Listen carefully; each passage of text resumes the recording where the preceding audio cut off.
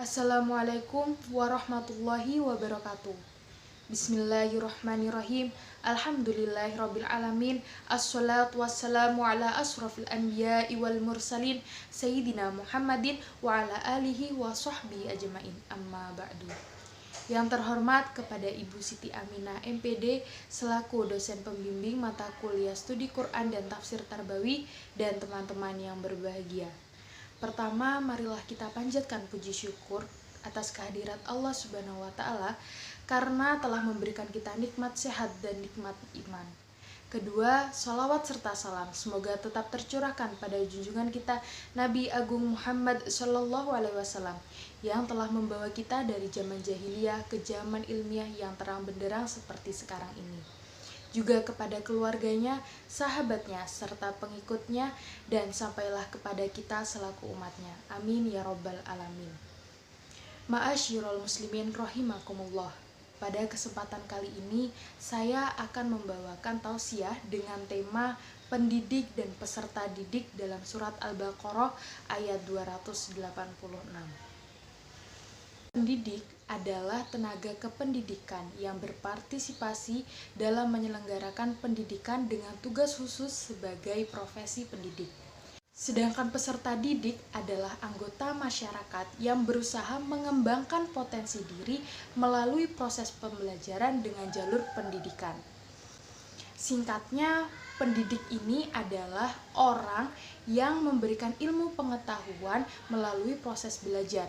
Sedangkan peserta didik adalah orang yang menerima ilmu pengetahuan dari pendidik. Ma'asyirul muslimin rahimakumullah. Ada sebuah kisah, namanya Abu Ya'qub Yusuf bin Yahya al-Buaiti. Ia lahir di Mesir dan beliau adalah murid kesayangan Imam Syafi'i. Imam Syafi'i pernah berkata tentang Al-Buaiti bahwa tidak ada seorang pun di antara muridnya yang lebih berilmu dari Buaiti. Bahkan Imam Syafi'i mempercayakan fatwanya kepada Buaiti. Dia selalu mempersilahkan Al-Buaiti untuk menjawab berbagai pertanyaan yang diajukan oleh Imam Syafi'i dalam sebuah majelisnya. Dalam kisah hidupnya, Al-Buaiti saat belajar kepada Imam Syafi'i merupakan murid yang tidak cerdas, tetapi memiliki kejujuran yang tinggi. Hal itu terjadi ketika Imam Syafi'i mengajar Buaiti. Buaiti mengakui tidak paham dengan apa yang diajarkan oleh Imam Syafi'i. Imam Syafi'i pun harus mengulang sampai 40 kali. Lalu, di ke-41 kalinya, Al-Buaiti ini lari terbirit-birit menuju rumahnya. Mengapa? Karena ia takut ditanya oleh Imam Syafi'i, apakah ia sudah paham atau belum dengan apa yang diajarkan oleh Imam Syafi'i. Dan saat itu Imam Syafi'i langsung ke rumah Buaiti dan bertanya, apakah Buaiti sudah paham dengan apa yang dijelaskan kepada Imam Syafi'i. Dan saat itu juga Buaiti mengakui bahwa ia masih belum paham. Akhirnya Imam Syafi'i pun mengajarkan ilmu pengetahuannya kepada Buaiti sampai ia paham. Dari kisah di atas, kita harus mengambil hikmahnya bahwa saat menjadi pendidik tidak boleh mudah putus asa mendapati murid yang tidak mudah paham terhadap apa yang kita jelaskan. Harus sabar walaupun berat, selalu percaya bahwa Allah tidak akan membebani seseorang melainkan sesuai dengan kesanggupannya. Ma'asyirul muslimin rahimakumullah. Menjadi peserta didik pun harus sabar dalam berproses untuk belajar. Kadangkala ada murid yang rajin belajar tiba-tiba menjadi malas hanya karena tidak dapat memahami salah satu materi pelajaran atau karena materi tersebut terlalu sulit baginya. Dalam kondisi yang demikian itu, dia harus tetap membangkitkan semangat belajarnya. Jangan sampai putus asa dari kasih sayang Allah Subhanahu wa Ta'ala.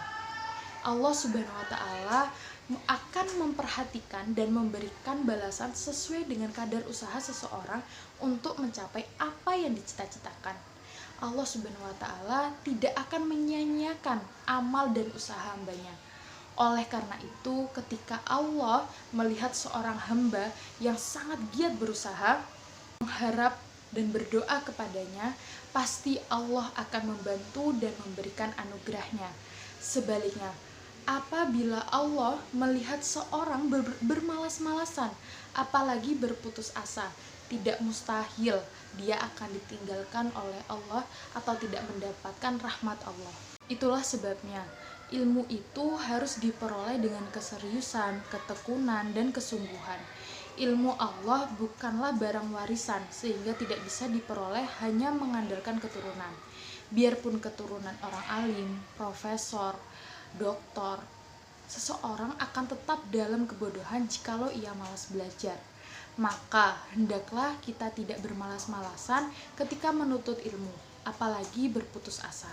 Dari sini kita dapat ambil hikmahnya bahwa menjadi pendidik itu harus sabar dan ikhlas dalam mendidik peserta didik. Mendapati murid yang mungkin susah untuk diberi pemahaman, janganlah langsung menyerah, tetapi tetaplah terus berusaha. Dan menjadi peserta didik pun harus sabar ketika berproses dalam belajar. Jangan mudah putus asa hanya karena materi yang disampaikan oleh pengajar atau pendidik sulit diserapi.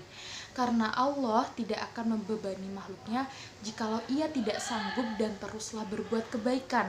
Karena apa yang kita kerjakan akan dibalas sesuai dengan apa yang kita perbuat.